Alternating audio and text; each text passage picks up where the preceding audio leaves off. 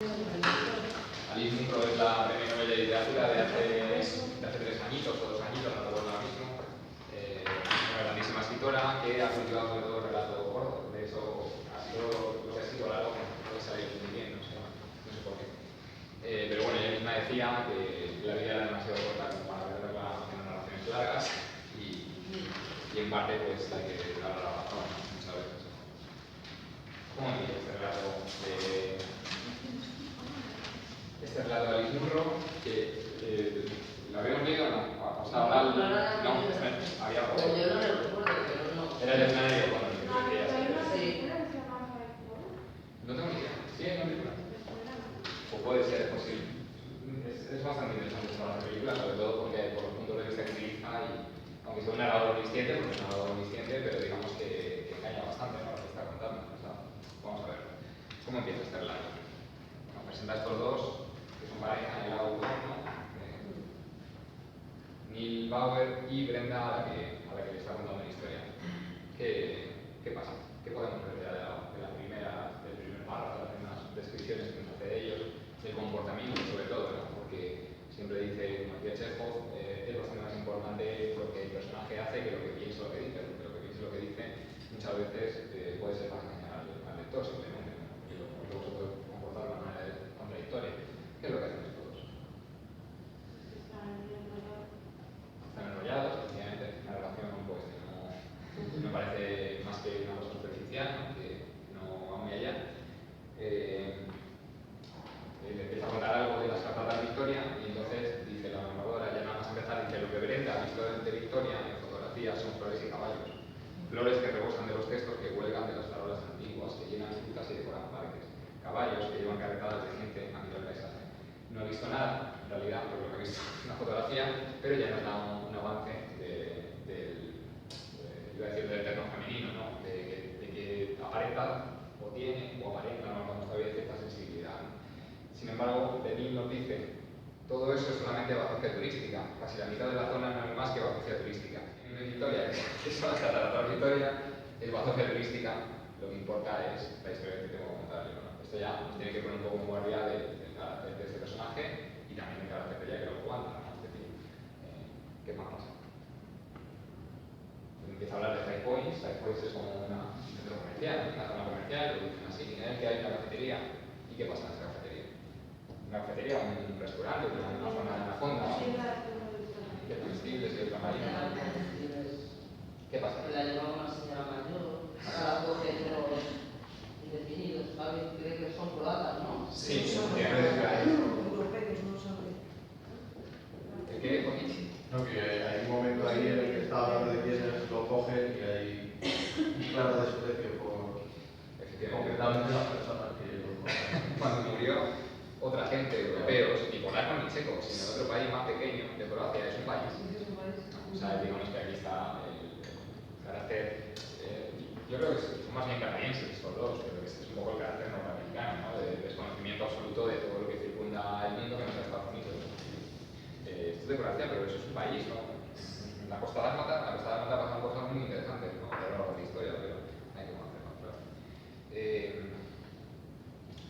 Tiraron la golosina pasada, los huevos que nos hinchaban, los bolígrafos que nos escribían y los frijoles atarimes mexicanos ya sin vida. Pintaron el lugar de arriba abajo, pusieron unas cuantas sillas y mesas. Todavía vendían golosinas en potes limpios en lugar de cajas de cartón bañadas por legado. En fin, lo que le está contando pues una cosa que aparentemente no tiene nada mismo interés, pero que nos va llevando a una cosa que te llama la atención y que te golpea en el estómago, ¿no? Directamente. ¿Qué más sabemos de estos dos? O sea, de estos dos, de los que llevan el café.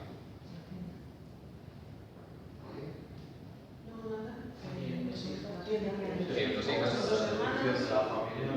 ¿Cómo son? María y Lisa y María. Que empieza a hablar un poco de escribir a las... ¿Quién las estaba escribiendo? Claro, está escribiendo Es importante, ¿no? O sea, las está escribiendo en él. Dice, Lisa era pequeña y bastante bonita, una niña pequeña, pero María, de unos 13 años, tenía unos pechos grandes y flojos, un estómago rechoncho y salido y unas piernas gruesas. Llevaba gafas y el pelo en trenzas recogidas alrededor de la cabeza. Parecía tener 50 años. No solo es una descripción cruel, es una descripción de una crueldad infinita. O sea, sí, misógina, sí, porque efectivamente te estás fijando justo en las partes de las que solo fijaría yo que sé, un salidor o eso piensa eso, ¿no? O sea, en realidad como que no hay más crédito para María y el de su aspecto físico, como el aspecto físico es lamentable, pues esto lo voy a resaltar. Vale, no hay más. ¿Qué más pasa?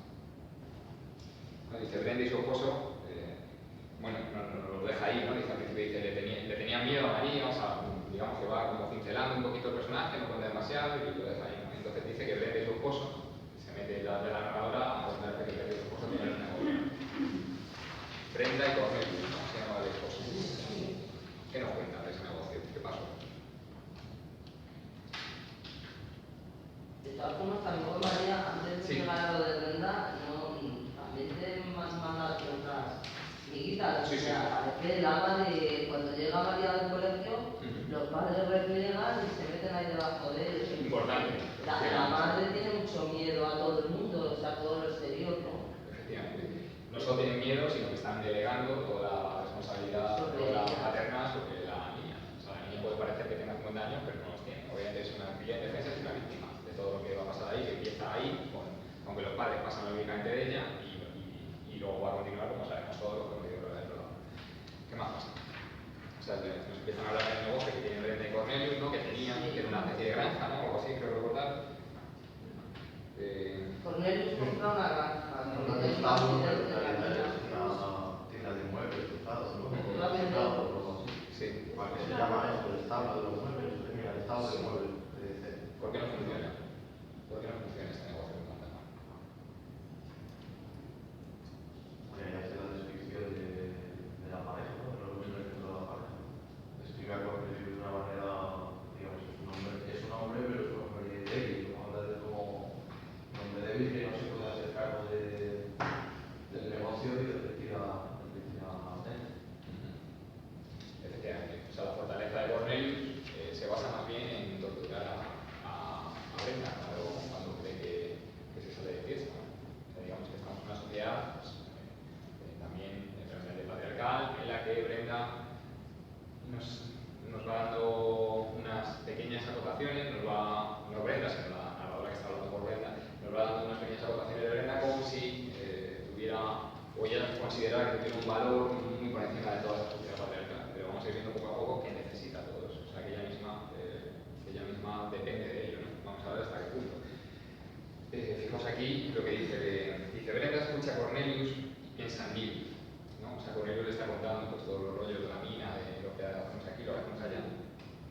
Y dice, Brenda escucha a Cornelius y piensa en Neil.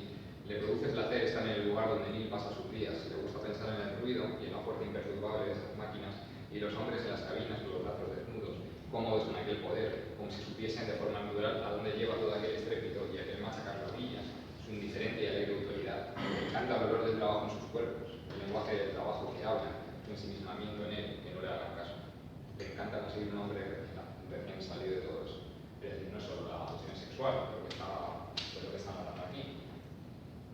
¿De qué están hablando? Está hablando de autoridad, ¿no? De autoridad y de libertad, ¿no? Ella piensa, es una pequeña Madame Bovary en parte. Ella piensa que identificarse con los hombres, que conseguir el hombre, o que asemejarse en la medida de lo posible al hombre, equivale a esa autoridad, a esa libertad, ¿no? Pero vamos a ir viendo que los hombres a lo que se está fijando no solo no tienen esa autoridad ni esa libertad, sino que además son personas realmente esclavos de sus miedos, ¿no? Igual que ella. ¿Qué más pasa? Es que parece que la mina debe ser el centro de la zona. Claro. O sea, es que no hay otra cosa. Es Está la mina. efectivamente, es el centro de la zona y es el centro del relato también. Es el centro del relato. Ahora veremos. Porque su marido también estuvo en esa. Y sufrió el accidente de la mina. Y luego veremos que el más tonto del relato es Cornelius, o no el más tonto, sino el más burdo, o el más paludo, vamos a decirlo así, nos da una sentencia metafórica de lo que es la literatura para Alice Munro y para todos los creadores, lo vamos a ver.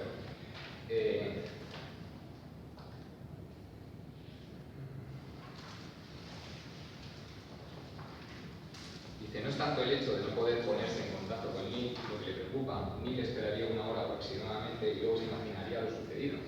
Es que cree que no podría soportarlo, estar tan cerca y luego tener que pasar sin. No obstante, no siente ningún deseo físico durante esas últimas horas atormentadoras. ni siquiera sus preparativos secretos, lavarse, depilarse, ponerse crema y perfumarse, la estimulan. Se queda insensible, preocupada por los detalles, las mentiras, los arreglos, hasta el momento en el que ve el coche de Neil. Al miedo de no conseguir marcharse le sucede durante el recorrido de 15 minutos en coche el miedo de que él no se presente en aquel lugar del mando espectáculo. Bueno, digamos que Brenda está sacudida por los mismos miedos que tienen los otros. El miedo de quedarse sola, de no sentirse atractiva, de estar con un chico más joven que él, que podría ser, no sé si su hijo, pero vamos, con la mentalidad que tiene, eso es un auténtico río. Son 3 años. Pero la mentalidad que tiene es muy engañada, pero este tiene 30 años, o tiene 16, ¿no? Es una cosa curiosa. ¿Qué más pasa? Volvemos, están hablando de la ropa que se ponen, de lo que visitan, todo eso, y de repente esta Munro nos hace una ruptura espacio-temporal y nos vamos otra vez al café de los croatas, el café de María. Entonces dice, ¿qué tomabais? Pregunta Brenda. Bastante buena mercancía, se están refiriéndose a la infancia de este tío, de niño. Dice, bastante buena mercancía, a menos que nos vendiesen algo estropeado, hachís, ácido, mescalina a veces, otra vez mezclas, nada demasiado serio. Todo lo que yo llegué a hacer fue fumarme casi un tercio de un cigarrillo, de marihuana en la playa, al principio, cuando ni siquiera estaba segura de lo que era. Y cuando llegué a casa, mi padre me dio un bofetón. Y adentro es lo que hace un rock ahora. Dice, aquello no era verdad, fue Cornelius la bofeteó. Fue antes de que se casaran, cuando Cornelius trabajaba de noche en la mina y ella se quedaba por la playa después de anochecer con algunos amigos de su edad. Al día siguiente ella se lo contó y él la bofeteó. ¿Por qué hace eso, Alicia?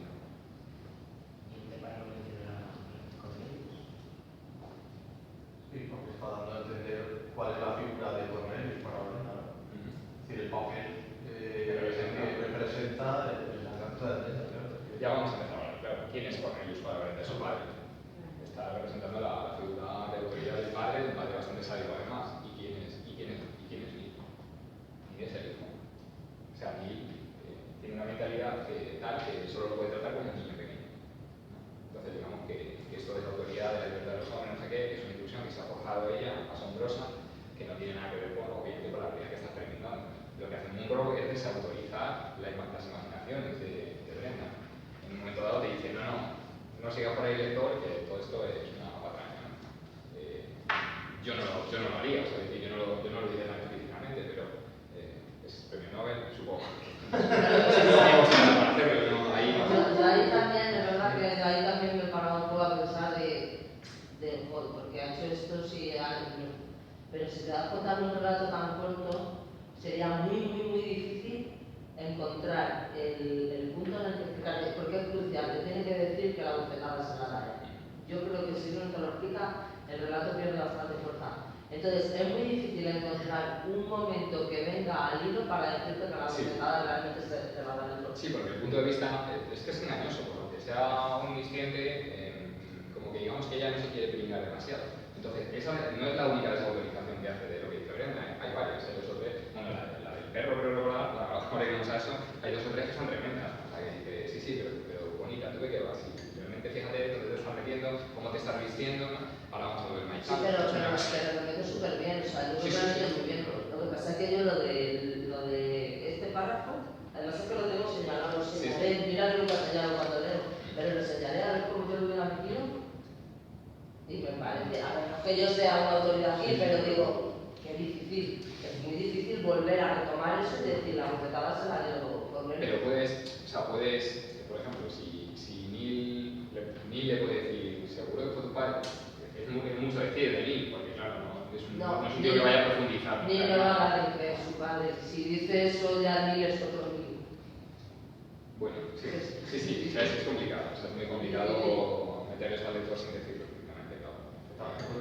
Tampoco tengo muy claro, más o menos por la descripción que hace que hubiera desautorizado la bofetada. No. Bueno, no en el sentido a lo mejor de hacerse el gallito, porque probablemente esa pudiera ser la reacción, pero en realidad probablemente se la sube. No, porque Sí, no, pero es un poco como si no se la da el otro, se la doy yo o cualquier otro. Pero no porque Neil censure la acción de Cornelius, sino porque Neil no tiene la inteligencia suficiente claro, para identificar que la bofetada se ahí está la dificultad de ella para meter que la bofetada se vale por medio. Esa es la dificultad. Bueno, seguimos, volvemos a hacer la ruptura otra vez y se va a la tienda. ¿Y entonces qué pasa en la tienda? Seguimos enterándonos de cosas que pasaban allí, guardas, entre la familia esta de Luis y María, ¿no? De las dos hermanas, y nos enteramos de que Neil tiene un hermano menor llamado Jonathan, ahora muy severo, casado, un profesor. Jonathan empezó a dejar caer insinuaciones sobre los muchachos de lo mismo, no podían guardarse el secreto para sí, y muy pronto se supo todo. Conseguían el dinero de María. María les pagaba para que tuvieran relaciones sexuales con ella. El relato empieza a girar en torno a esto, porque obviamente quien está contando esto es Neil. Entonces, si todo esto lo sabes, es porque has tenido información de primera mano, y lo que no queda claro al principio es si él se aprovechó o no se aprovechó. Luego ya pues, se aclara todo el pastel, porque además en el momento lo confiesa, no se da cuenta que lo confiesa, y la otra ya está estudiando la forma de torturarle y meterle el destornillador por donde sea para ver cómo le puede echar el pulgar y demás. Pero bueno, muy peculiar lo cuenta Monroe, ¿no? Ahora lo vemos. Fijaos que sigue describiendo a María, o sea, contando lo que está contando de lo que le hicieron. Fijaos cómo la sigue describiendo. Dice, seguramente creían que no podían confiar en nadie, refiriéndose a los padres, ni en bancos, ni en persona alguna fuera de la familia. ¿Qué regalo del cielo le debió parecer María? Formal, inteligente y no lo suficientemente bonita para que le intentase poner sus esperanzas, sus energías en algo que no fuese el negocio. María, fijaos. ¿No? Es tremendo, ¿no? Es que es una crueldad de estas que están todas desmesuradas, ¿no? Solo puede sentir así una persona que no tiene empatía ninguna, ¿no? O sea, que es un auténtico psicópata, ¿no? Da la sensación. ¿Qué más pasa? Nos damos cuenta después de que esta Brenda dramatiza mucho, le gusta mucho dramatizar, ¿no? Dice, la furgoneta se ve, es inconfundible, pero cuando ha dado el paso decisivo conduciendo por donde no debería, se siente más fuerte. Cuando gira hacia la carretera sin salida del pantano, no hay excusa posible. Si la ven ahí, está acabada, ¿no? Está acabada, en fin, no le importa a nadie más que a ti, vamos a decir, ya Cornelius se entera, pero obviamente te vas a un maizal para que no te vean. Entonces nos está diciendo Monroe muy sabiamente, fijaos cómo se preocupa porque la pillen, cómo se preocupa porque algún vecino la sorprenda en estas actitudes, porque encima se ponen a hacerlo encima del coche, ¿no? O sea, es una cosa que dices, no solo no ponen ningún cuidado, sino que fijaos cómo describe. Primero hay una descripción que tiene connotaciones sexuales sin utilizar nada de sexo, ¿no? Que parece maravillosa. Dice, había esperado que hubieran plantado maíz, que habría crecido alto y abundaría, pero no lo habían hecho, habían plantado judías. Al menos los bordes de la carretera no habían sido fundados. La hierba, las malas hierbas y los arbustos de bayas habían crecido mucho, aunque no lo suficiente para inundar la furgoneta. Había balas de oro y algodoncillo con las vainas totalmente abiertas y racimos colgantes de un fruto brillante y venenoso, y vides silvestres extendiéndose por encima de todo, que incluso llegaban hasta la carretera. Bueno, las connotaciones para mí, o sea, para mí las connotaciones sexuales no pueden ser más explícitas. Luego que empieza a hablar del túnel, entre el paseo de los cedros, todo esto, ¿no? Que quiere decir que como que está avanzando el acto sexual sin contarlo de ninguna manera. Bueno, eso me parece a mí un prodigio de metáfora, lo que está haciendo. Vamos. Aparece, no sabes si va a Neil, creo, ¿no? Aparece Neil en un Mercury, ¿no? Dice, fijaos cómo lo dice, él está allí, ha llegado primero, puede ver un faro del Mercury en la oscura sombra del cedro. Es como dar con agua cuando una está muerta de calor y llena de arañazos y picaduras por todas partes tras coger vallas de los controles veranieros.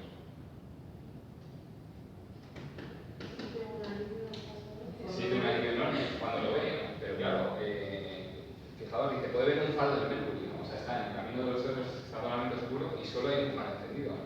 Fijaos qué forma de avanzar también metafóricamente, la visión de Brenda está totalmente sesgada, solo hay un faro encendido, no están los dos. Fijaos lo que dice después. Aparca la furgoneta, se hueca el cabello y baja de un salto. Comprueba que la puerta esté cerrada, o él la hará volver rápidamente, como Cornelius. ¿Estás segura de que has cerrado la furgoneta con llave? Atraviesa el pequeño espacio soleado, el suelo lleno de hojas, viéndose caminar con sus pantalones blancos y ajustados, su camiseta color turquesa, el cinturón blanco caído, los tacones altos y el bolso al hombro. Una mujer bien proporcionada, de piel clara y pecosa, ojos azules atractivamente contorneados contra cualquier luz con sombra azul y lápiz de ojos. Esto ya lo ha dejado bien claro Monroe, que es como se ve ella.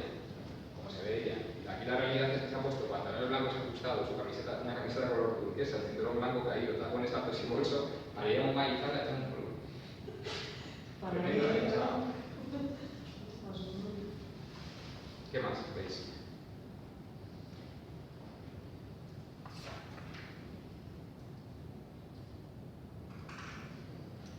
Vemos que ellos tienen ahí como una definición de su relación pasional, ¿no? Dice,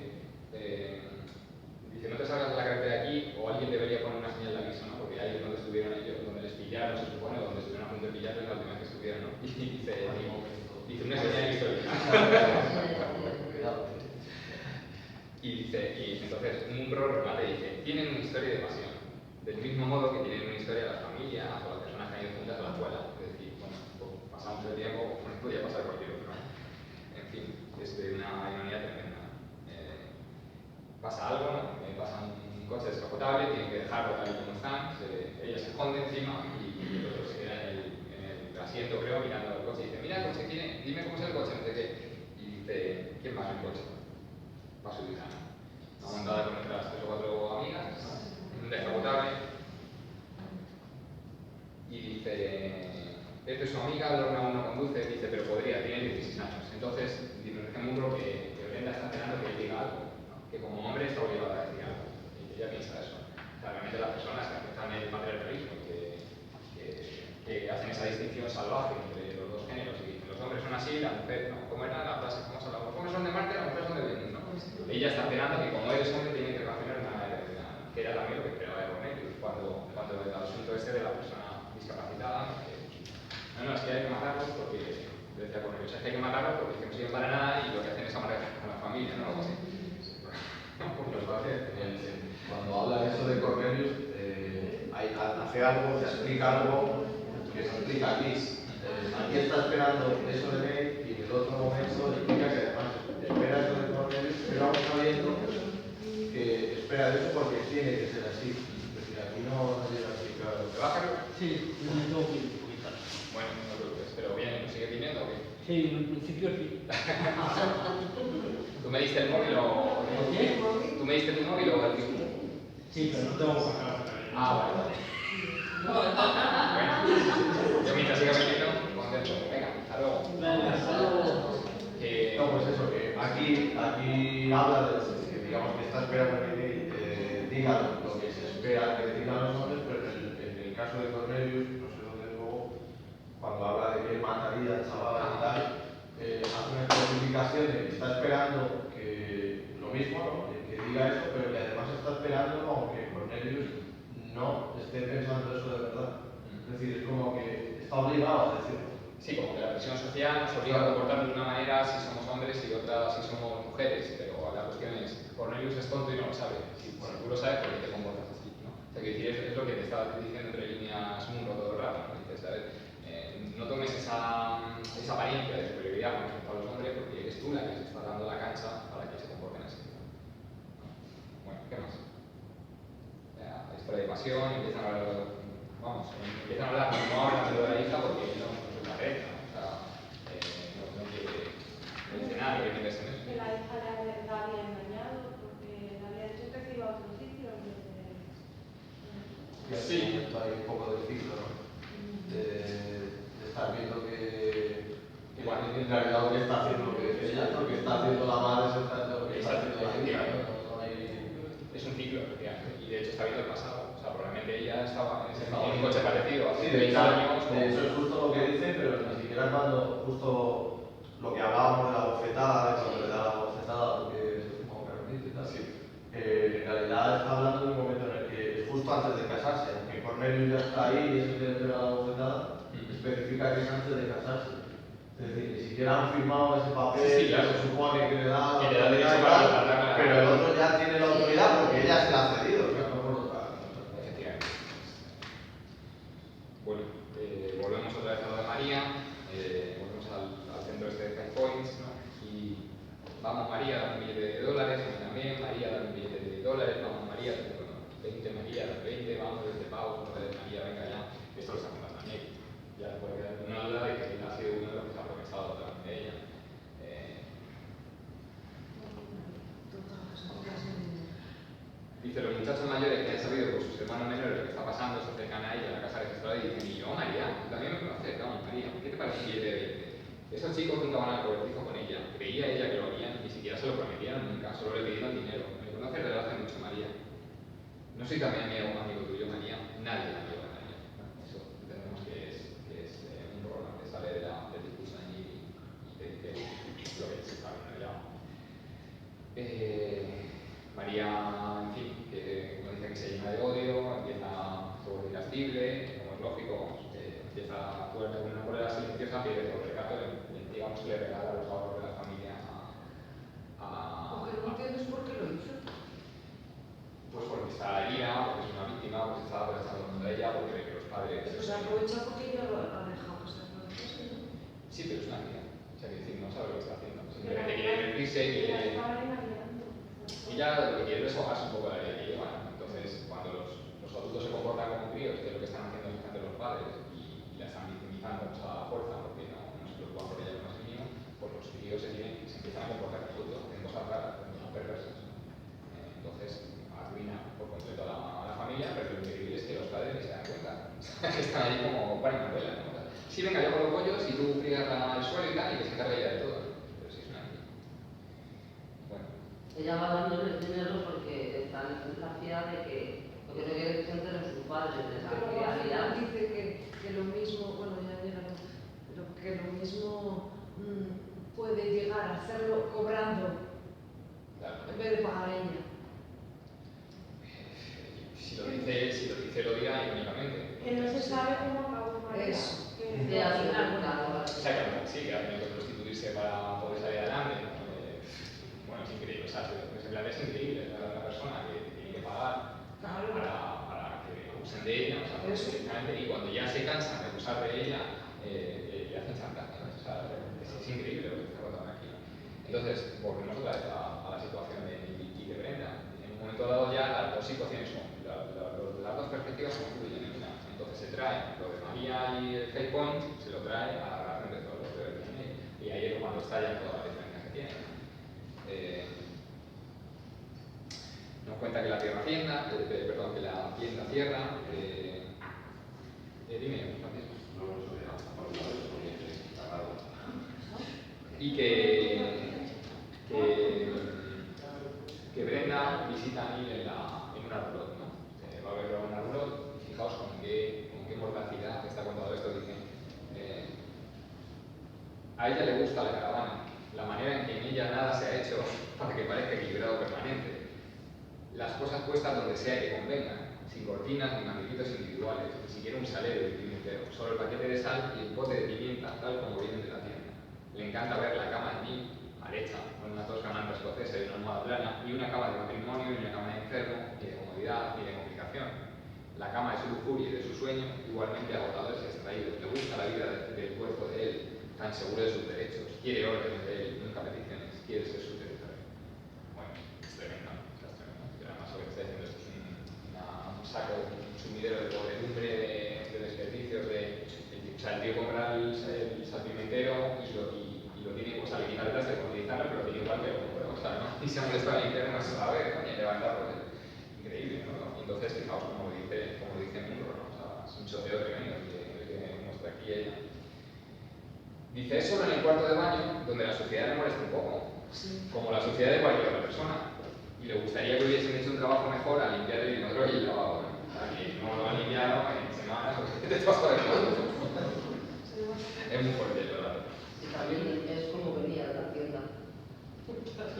Y como venía de la tienda, el inodoro del los sanitarios, ¿no? Bueno. Sigue preguntándole por María, ¿no? Le dice que sucedió con María, dice, ¿tienes idea de qué sucedió? Le dice que no tiene ni idea. Y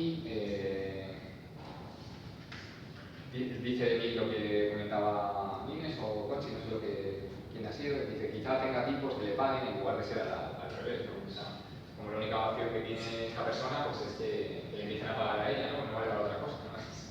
Es la empatía esta de Neil, ¿no? Dice, ahora siento un dolor entre las piernas, no es inusual después de una de aquellas sesiones. ponerse de pie en algún momento sentiría una palpitación aquí, sentiría la sangre volver a correr bajando por todas las venitas y arterias que han sido estrujadas y magulladas, y se sentiría palpitar toda ella como una gran ampolla hinchada. Bueno, realmente es que es una descripción como totalmente esclarecedora por un lado, pero por otro lado desmitificadora del sexo. O sea, es decir, lo que queda en realidad entre estos dos, que es la necesidad que ella tiene de autoridad y de esa libertad que ella identifica con la autoridad, porque ni siquiera disfruta de sexo, tal como nos lo está presentando el mundo. O sea, es una relación que en realidad no va a ninguna parte, como la que tiene con Cornelius, ¿no? Pero bueno, vamos a ver lo que les pasa a estos dos al final. Cuando se da cuenta, o Munro nos hace pasar por este aro de que se ha dado cuenta Brenda de que tampoco disfruta con el sexo, dice: ¿cuánto dinero le sacaste? Ahí confluyen ya todos estos historias. Nunca me dio nada. Conocí a esos otros chicos que sí le sacaron. Era mi hermano Jonathan quien sacaba dinero de ella. Me preguntó qué diría si se lo recordase ahora. Los chicos mayores también. Tú dijiste que también los chicos mayores. No me digas que te quedaste atrás mirando y que nunca recibiste tu parte. Eso es lo que te estoy diciendo. Nunca saqué nada. Brenda chasca la venga. Vacía el vaso y lo mueve dándole vueltas sobre la mesa, mirando con escepticismo los círculos húmedos. ¿Quieres otra? Le pregunta Nico, dándole el vaso de la mano. Me tengo que ir, dice. Pronto. Bueno. Sigue una conversación subidita de tono, en que se empiezan a hacer reproches mutuos. ¿Qué es lo que se dice? Una cosa a mí, al principio cuando le dice que cuando hace la aclaración de que te llamas como mi marido, me parece que es el momento en el que el quitas la venda, ¿no? Y además el otro, cuidado, yo me llamo Nil, ¿no? Bueno, sí, ese es el apelativo de Cornelius, es decir, en algún momento será Cornelius, igual que ella.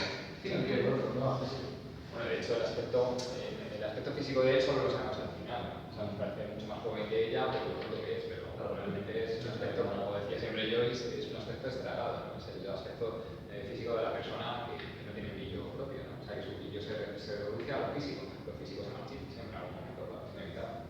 Bueno, ¿qué más pasa? Se dicen de todo, ¿no? Se empieza a reír de ella imitando su voz, ¿no? El típico recurso del...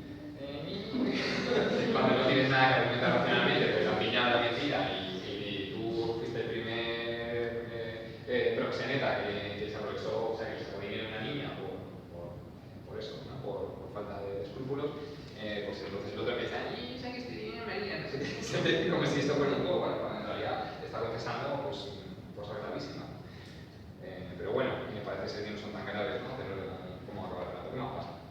Bueno, lo del perro guardián, o sea, ya dice, está bien, no está en peligro real, ni siquiera le preocupa que la vea alguien que la conozca, se siente demasiado libre para que le importe lo que se siente libre, ¿no? Piensa la primera vez que Neil fue al establo de muebles, en cómo puso el brazo alrededor del cuello de Samson y dijo: no es un gran perro guardián lo que tiene usted aquí, señora. Ella pensó que el señor era descarado, falso, sacado de alguna vieja película de Elvis Presley, y lo que dijo a continuación fue peor. Ella miró a Samson y dijo: es mejor por la noche. Y Neil dijo: yo también. O sea, fijaos, no es solo la alusión a que él, a que sin conocerse de nada, que él le va a hacer disfrutar con el sexo, o bueno, que no ha disfrutado nunca, sino la alusión a que ella puede tener sexo con el perro también. O sea, es una cosa curiosísima, y realmente Brenda se siente atraída por un tipo así, ¿no? O sea, es curioso. Descarado, fanfarrón, engreído, pensó ella, y no es lo bastante joven para decirlo impunemente, ¿no? Ya empiezan las acusaciones por y tú en realidad no es tan serio como crees, ¿no? ¿Qué más pasa? Se suben al coche, ¿no? Ella dice que se va a ir andando primero 8 kilómetros, y le dice 8 kilómetros con los tacones. Se pone a andar y dice: no me he puesto los tacones para no sé qué. Y dice: no, te los has puesto para realzar tu culo gordo. Ella es como una guerra declarada, está la guerra abierta. Y entonces dice: quiero pedirte perdón por los comentarios personales. Y dice ella: ¿por qué? Es cierto, lo tengo gordo. O sea, vosotros fijaos que después de decir eso, ¿cómo puedes decir quiero pedirte perdón si ya has dicho lo que piensas? ¿Cómo puedes pedir perdón por eso? Es curioso.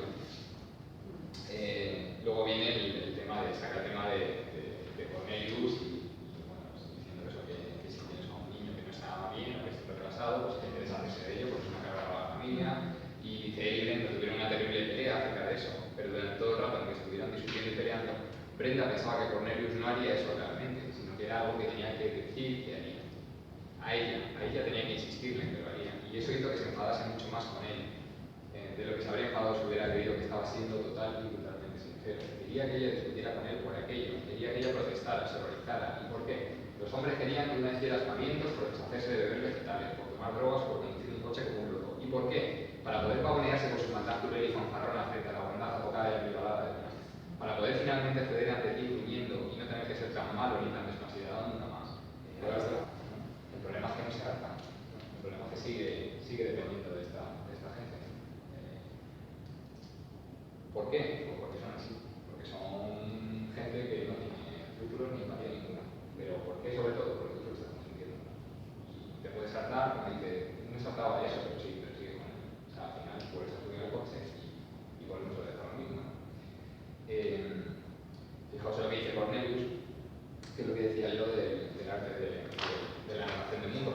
Dice, había trabajado en la mina durante 7 años antes de aquello y casi nunca le contaba a Brenda cómo era. Ahora se lo cuenta, porque ya no puede trabajar, obviamente, por accidente y se quedó maltrecho.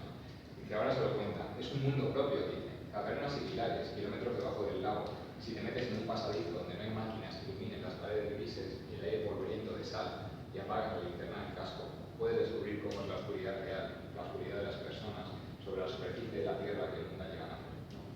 Es decir, necesitamos esta mirada de narradora del mundo para enterarnos de cuál es el interior de Cornelius, de cuál es el interior de Nils, si lo tiene, sobre todo de cuál es el interior de Brenda. ¿Lo habéis visto eso? Lo de la mina. Bueno, pues vamos acabando ya el relato. ¿Qué pasa al final? Al final se encuentran, ¿no?, los dos en el coche y cómo se encuentran. Ella no se va, se queda ahí en el coche hasta que ya al final nos deja un poco abierto, no sé si va a salir o se va a quedar o lo que sea, pero lo podemos intuir. Que ahora que puede oír mejor su voz, ella se da cuenta de que está casi tan apagada y cansada como la suya. Ve sus manos sobre el volante y piensa lo difícil que sería describir su aspecto. Ahora vamos a lo del aspecto de él. Dice, a cierta distancia, en el coche, esperándola, ha sido siempre una mancha brillante, su presencia en el libro una promesa. Eso lo tenemos que entroncar con el brillo de un faro. O sea, cuando el faro solo brillaba, cuando solo brillaba un faro, ella veía una cosa de él. Ahora que lo tiene cerca, dice, a cierta distancia, pasa esto.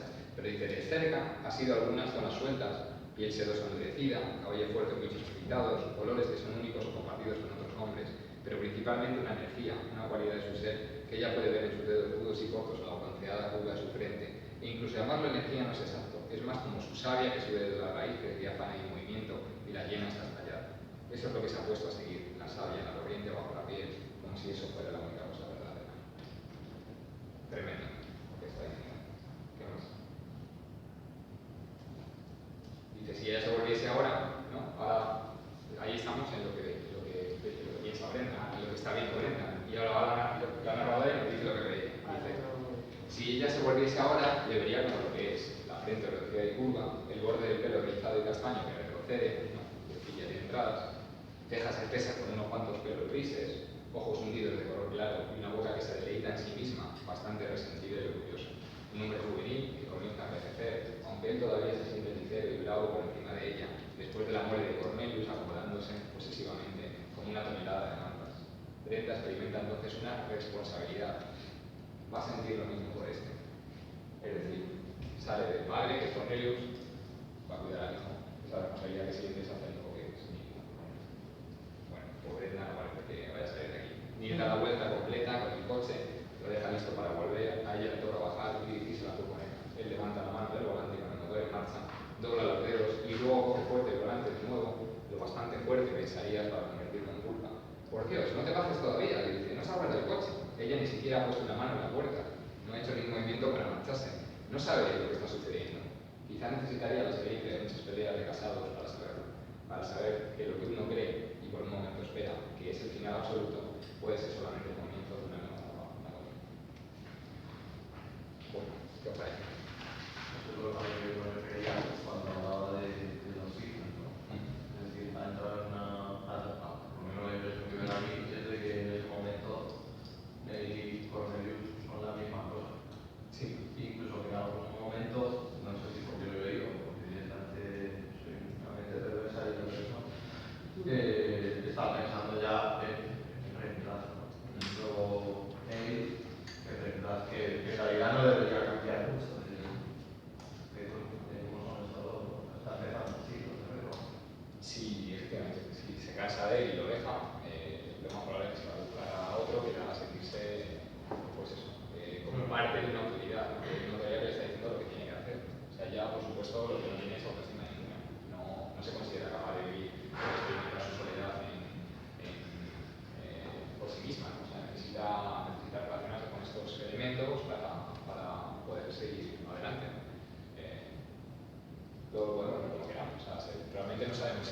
hecho, ¿no? Yo creo que no. O sea, a mí me da la sensación de que se queda en un coche. No, porque además ella tiene miedo, se está haciendo vieja también.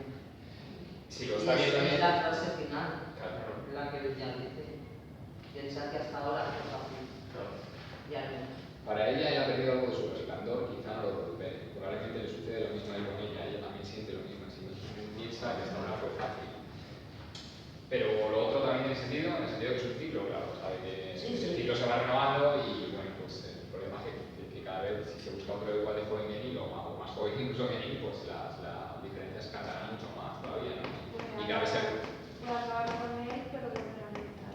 O volver a empezar con él otra vez, pero bueno, es un volver a empezar muy increíble, ¿no? Porque estos dos pues no hay relación posible, o sea, es que no... tienen en común que los tienen un miedo tremendo a la vida y que bueno, pues eso que han fracasado, ¿no? O sea, la cosa se mide siempre por las expectativas que uno pone en la vida. O sea, no existe realmente el fracaso, no existe el éxito real. Pero si tú lo estás pensando que la vida tiene que deparar no sé qué y lo vas buscando con ahínco, en el momento que no lo tengas te vas a sentir fracasado. Es un poco lo que le pasa a Brenda. Bueno, es un relato tremendo, ¿no? Os habrá gustado, quizás un poco largo, ¿no? ¿Sí te ha gustado, Francisco? No, era duro. Yo cuando veía a María, cuando contaba, como lo sentí, A mí también. Lo cuenta encima burlándose de ella, ¿no? O sea, en lugar de arrepentirse o de sentir una culpabilidad, no, lo cuenta diciendo, no, es que María es familiar, no sé qué. Pero yo creo que María al principio ha visto de que al principio María tenía el poder sobre los chicos, porque les daba dinero, pero luego ellos la fueron comiendo el terreno hasta que la empezaron a engañar y a burlarse de ella y a darla sin dinero en la luz. Yo pienso que... Pero porque si él no se queda machista. Claro. Imagínate que hubiera sido al revés. Si María hubiera sido marido y pagara a las chicas por estar con ella, por ella, o sea, por estar, porque estén con ella. Pero en cierto modo está haciendo una analogía entre María y Brenda. Es decir, hay un Sí, momento en la juventud de Brenda en el que, por lo que cuenta, uno entiende que el poder que tenía Brenda era que era más guapa, que, ¿no? Que más joven y tal, y estaba ejerciendo el mismo poder. O sea, es un poco como ver la diferencia de las dos, un poco en los mismos términos. O sea, en algún momento esa actitud o esa manera de vivir la vida la lleva al mismo lado, que es al final acaban aprovechando de ella, por no cortar, por ejemplo. Bueno, su relato, ya digo, al burro es una autora que hay que leer, porque este creo que es el segundo relato del libro, que son 14 o 15 estampas de este tipo que te dejan bailando en el al campo. principio María era el responsable de llevar, era la que la llevaba y se veía todo muy bien. Claro, se veía todo ahí, y luego cambió. Claro, le llega el cambio hormonal y quiere divertirse y ya está. Entonces dice, bueno, pues ¿qué pasa? No puedo, si estoy aquí todo el día trabajando, no puedo pagar un poco de diversión si no puedo tenerla. Pero claro, lo que no cuentas con la edad intrínseca de toda la gente que le rodea, que no solo se están aprovechando de ella, sino que encima le hacen chantaje para que la chantajean cuando eso a todo el mundo, ¿no? Entonces, bueno. De todas formas hay un personaje que planea ella que me gusta mucho, yo es la hermana pequeña. Sí. El respeto con el que habla y la veneración con la que habla de la hermana Sí, pequeña. porque físicamente está muy bien, claro. Porque es guapa, porque se ve que es inteligente, va a estudiar, le están matando en algún instituto, en alguna universidad. Es un caso clásico de poner todo el aprecio, todas las buenas intenciones de los padres en una persona y al otro olvidarlo por completo y utilizarlo encima para tus fines espurios, ¿no? O sea, muy fuerte. Bueno, pues venga, vamos con el tema de madre mía, que se me dio la hora ya. El tema, como decía al principio de la clase, lo ha sugerido o lo ha provocado Inés cuando lo preguntó el otro día de qué es escribir, qué es lo que vamos a escribir, cómo sé que tengo que escribir, ¿no? Pues eso es muy importante, lo que es importante. La próxima la vamos a dedicar a la historia, la vamos a dedicar a la trama, la vamos a dedicar a los personajes, vamos a ver una serie de cosas que nos pueden hacer mucho bien para escribir historias, que son relatos, que son novelas, etc. ¿Qué es la historia? Os pregunto. ¿Qué es la historia desde el punto de vista holístico, ¿no? Desde el punto de vista global? Es la historia universal, vamos a decirlo así. ¿Qué es la historia universal? Cómo han ido pasando los acontecimientos, del pasado, claro. Sí.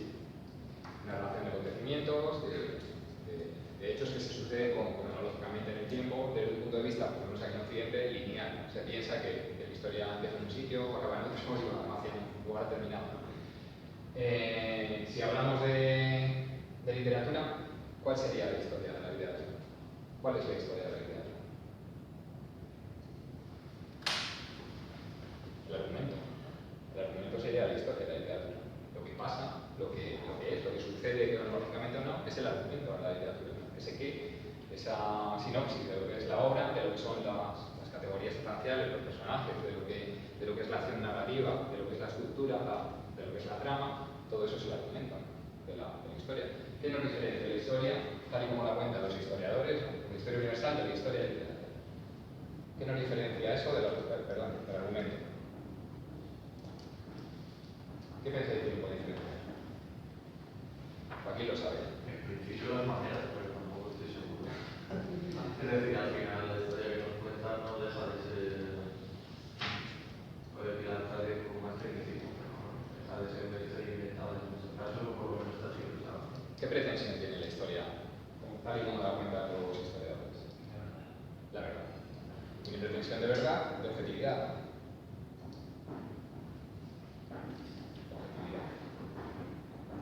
¿Qué pretensión tiene el argumento literario? Ficción, objetividad. Es decir, algo que se basa en la mentira, en la ficción, nos está diciendo desde el principio que no tiene ninguna pretensión de objetividad, que es totalmente subjetivo. Luego es mucho más honesto que la historia. El arte siempre es más honesto que la historia y que cualquier visión global de los acontecimientos que tenga esa pretensión de objetividad. Pero sí que hay escritores que, aunque no sea verdad, pero que escriben desde el punto de vista de te voy a contar lo que de verdad pasó, ¿no? Pero a lo mejor no es Incluso tratando eso como que es un artimaña. Puede ser una artimaña o puede ser que no sea literatura. O sea, que realmente te quieran aleccionar de alguna forma determinada, ¿no? Es como decía Kundera, ¿no? O sea, la literatura es el terreno de las paradojas terminales de la existencia. No se trata de decirle a la gente lo que tiene que hacer, lo que tiene que pensar, cómo tiene que actuar. Para eso ya está la política, ya está la tecnología, ya está la ciencia, incluso la filosofía, que siempre ha buscado la verdad. La literatura no busca la verdad, ¿no? Entonces, reconociendo que es una ficción, que es arte, por supuesto luego puede alumbrar parcelas de la realidad que ignorábamos, ese alumbramiento, ese furor, ese estallido nos da una idea mucho más compleja y más profusa, en el sentido de pluralidad, ¿no? De lo que nos lo puede dar la historia, eso es evidente, ¿no? Siempre se sabrá más de la guerra por ejemplo, de las guerras del final de Napoleón, porque cuenta Tolstoy en Guerra y Paz, que porque contaban los historiadores de Napoleón, ¿no? Porque obviamente los historiadores de Napoleón estaban ahí para engañarnos a todos, ¿no? Este tío, pues es por fe de Dios. Bueno. Esa sería la historia de la literatura. Dentro de ese argumento, dentro de esa sinopsis, ¿no? de lo que trata la obra que estamos escribiendo, que tenemos en mente escribir, pues hay una trama. ¿Qué es la trama? ¿Qué sería la trama? Por ejemplo, que Ernesto Sábato coja el túnel y en el primer párrafo nos diga: soy Juan Pablo Castel, el pintor que mató a María Ibarne. Ustedes me recordarán por mis cuadros, no sé qué. Y ya en el primer párrafo te está diciendo lo que ha pasado al final del libro. ¿Qué está haciendo con la trama?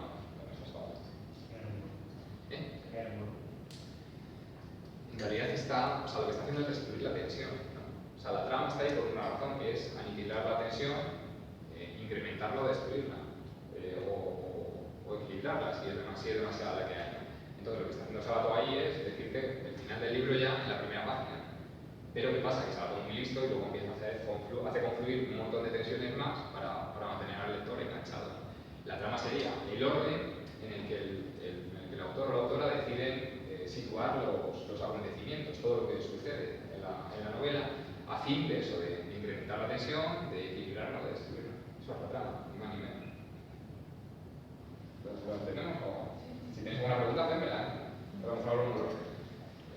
Esto sería la trama.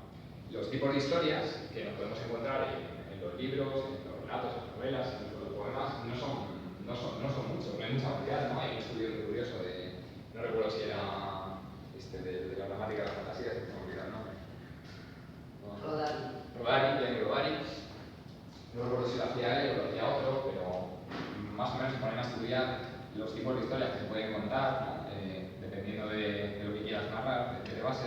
Y al final salen 3 o 4 nada más, ¿no? O sea, digamos que con variantes cada una, porque esos subtipos ya serían como muchísimos, pero a grandes rasgos hay 3 o 4 tipos de historia nada más. La primera es, si no sabemos por dónde coger nuestra obra, pues nos podemos poner a contar la historia de una vida entera. La historia de una vida entera de uno de varios de los personajes. ¿Qué libros os ocurre que funcionen así? Que nos cuenten la historia de una vida entera. Desde el nacimiento hasta la muerte. Biografía. No, pero de literatura. ¿Qué libro de narrativa? ¿Cómo? David. ¿Era David Copperfield? David Copperfield, ese no era el mago de... ¿Y como Dickens? Sí, vale. Ese bien. Sí, el de Oliver Twist. Oliver No, Twist. pero otro libro. ¿Qué Copperfield? Pues sí, que puede... Era de Copperfield. Puede que sea Copperfield. Sí, era Copperfield, pero sí puede ser que sea David también, ¿no? Sí, era... Pero Copperfield no es muy encantador. No, pero hay un libro... ¿De Dickens? No sé si de Dickens, pero sí que hay Pero uno creo que que no no recuerdo cómo es, pero el apellido es Copperfield. Muchos me parece No sé si es de Dickens. Y esto es desde el nacimiento hasta la muerte, lo trata. Sí, creo que sí, yo me acuerdo del nacimiento y creo que estaba muerto. Vale. O hasta la vejez. Bueno, yo no estoy informado de todo, pero Stephen Day, era ¿Australiano? austriaco, pero se suicidó en... Dwight, Stephen Dwight. por el siglo VI, Este hombre tiene un libro que se llama La historia de ayer, que es su propia vida, la historia de ayer. Un tío que escribe súper bien. No, maravilloso, sí, Stephen Dwight. Soy el pacifista o yo soy el Se suicidó, por eso le he conocido ahora. Bueno, se supone que se suicidó, ya todo el mundo sabe. No, se suicidó con su Sí, mujer, por lo porque porque además estaban en territorio neutral. Sí, Estaban en territorio neutral y bueno, pensaron que el nazismo iba a triunfar y no lo soportó. Tiene libros fabulosos. Y no terminó el ensayo sobre Montaigne. ¿Sobre qué? Sobre Montaigne. ¿No lo terminó? No lo terminó. Tiene como 30 o 40, o sea, que decir que la prolificidad de este hombre escribiendo es una cosa asombrosa. Luego las novelas, o sea, tiene, por ejemplo, la Embriaguez de la Metamorfosis es un libro espectacular. Estuvo como censurado por ahí, por los animales. Sí. Pero bueno, o sea, tomaron esa decisión, por ejemplo, Hermann Hesse y Thomas Mann se exiliaron a América, claro. Él vio muy claro el triunfo de Hitler y dijo, hasta aquí llegaba, cualquier sensibilidad se tiene que abrumar, ¿no? En ese tiempo de eso. Pero bueno, libros que empiezan con el nacimiento y acaban con la muerte, supongo, a lo mejor el de Copperfield yo que no lo he leído, o sea, no sé. Por ejemplo, El rojo y el negro, no sé si lo habéis leído, Stendhal, en el que este personaje, Julian Sorel, rojo y negro. El rojo y el negro son como las dos formas de ascender en la Francia del siglo XIX, las dos formas de medrar, ¿no? El rojo es el púrpura cardenalicio y el negro es la casaca de sol. Al revés, el rojo es la casaca de soldado y el negro es la sotana del cura. Un libro maravilloso, sí, pero bueno, pues con todos los vicios y que nos parece ahora, ¿no? Bueno, con la visión que tenemos de las cosas del 19 y del realismo que casi es naturalismo. Otro tipo de historia que podemos contar, cuando se trata de contar, pues una parte de la vida nada más. Una parte de la vida este es el más extendido, ¿vale? Una parte de la vida de uno o de varios de los personajes. Por ejemplo, el Ulises de Joyce nos narra las peripecias de estos dos elementos de Daedalus y de Bloom en un solo día. Todo el Ulises, que son 1500 páginas, nos está contando un solo día la vida de estos personajes, pero que se va proyectando en decenas de casi centenares de personajes, ¿no?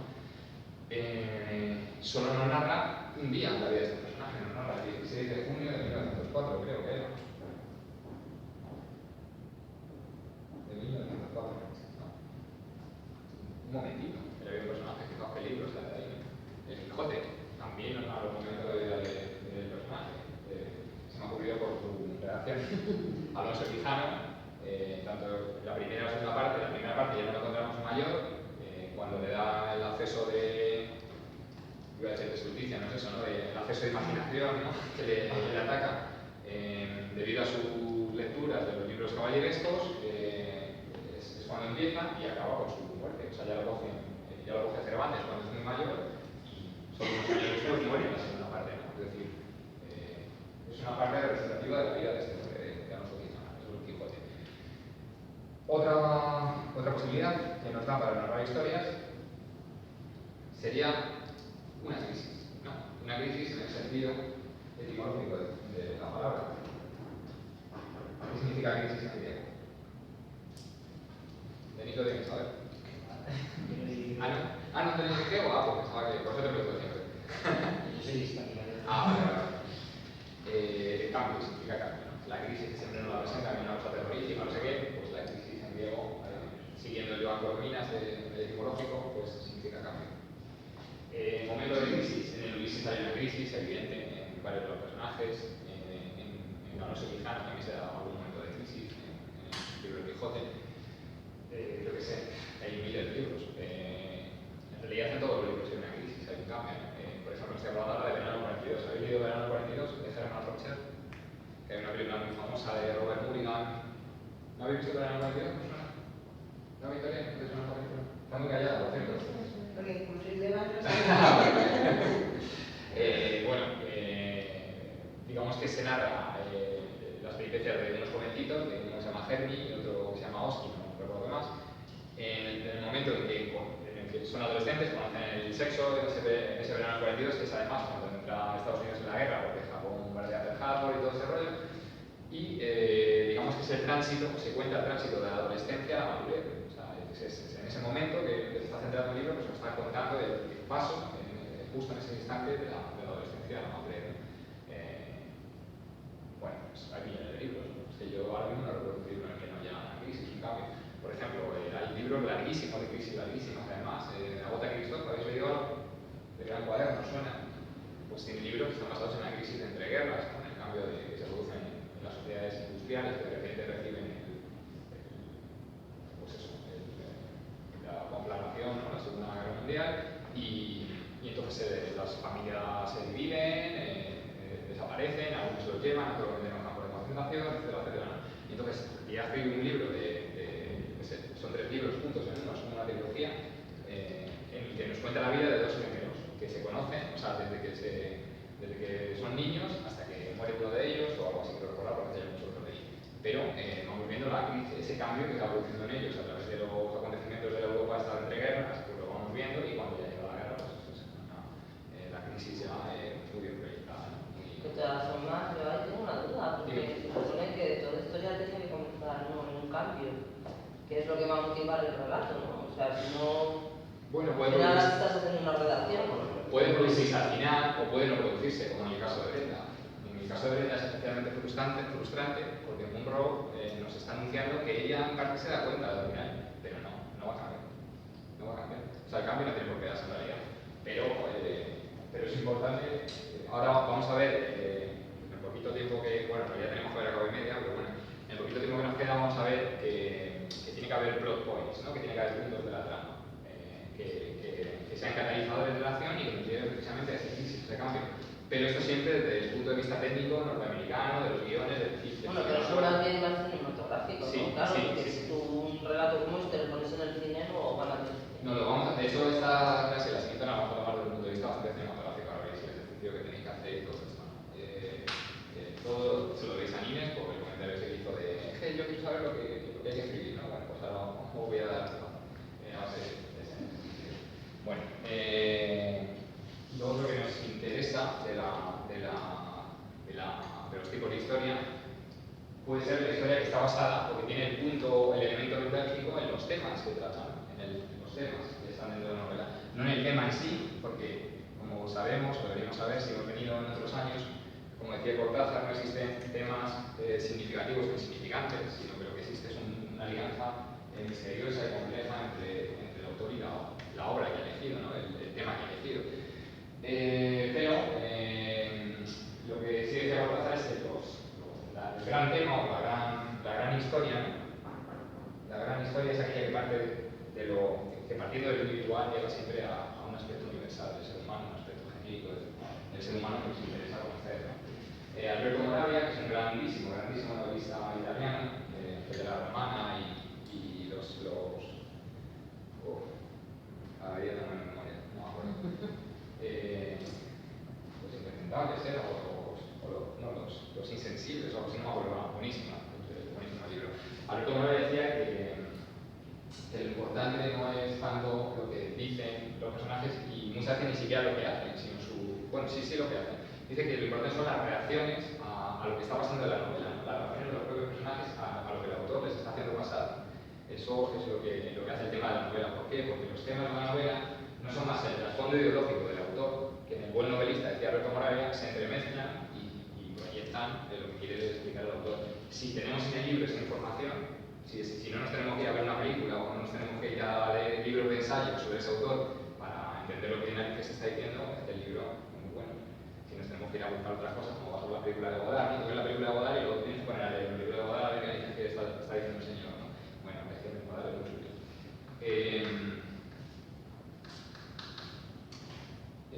Esto pasa con casi todos los grandes libros, ¿no? Los temas parecen partir de un personaje o de un evento particular, pero alcanzan todas sus universales casi siempre. Nos vamos al Corazón de las Tinieblas, por ejemplo, de Joseph Conrad, lo conoceréis, las generaciones ahora que hablan más por la película de Coppola, ¿no? ¿Cómo se llamaba? Apocalipsis, no. El Corazón de las Tinieblas nos cuenta la historia de un tipo pues, que Por África, por ahí va. Sí, que va por África viajando y moviendo barcos y mercancías y tal, pero digamos que su experiencia nos va abriendo un poco el trasfondo criminal del colonialismo, tanto europeo como en este caso era de Congo Belga, me parece, no me acuerdo dónde se sitúa la novela. La novela es impresionante, eso merece la pena leerla. Pasa con todos los libros, con Pastoral Americana de Philip Roth, pues pasa un poco igual, ¿no? O sea, nos empiezan a contar la vida de un tipo que bueno, pues que puede ser un estereotipo norteamericano, el sueco grupo, que parece que no es muy especial, ni tiene mucho que contar, ni nada por el estilo, pero es como el epítome del sueño americano. Es como el epítome del tipo que llega del extranjero y se convierte en un triunfador, es un gran atleta y demás. Y luego vamos viendo a través de la novela que tiene una serie de problemas gravísimos y que nada de lo que aparentaba y que bueno, que Roth con su maestría visual pues va abriendo esta particularidad del sueco lugo a caracteres universales, a cosas que nos han pasado a todos, ¿no? Bueno, pues en principio lo vamos a dejar aquí, pero os voy a enseñar una cosita para leer, porque no nos lo digo leerla aquí, de este autor de guiones, que es un señor que se llama Sidney Field,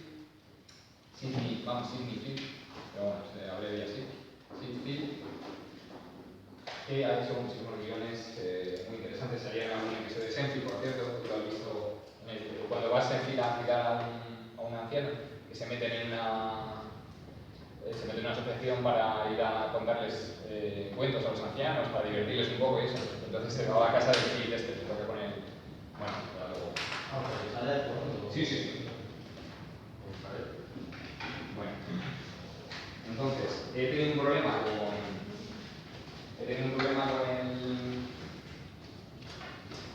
con la impresora, porque se me acabó el toner justo esta mañana cuando estaba imprimiendo. Entonces algunos han salido. Si ves que no lo puedes leer, ¿cómo lo ves? Sí. Algunos me han salido muy mal porque estaban ya, afortunadamente, haciendo una gente o que yo veo bueno.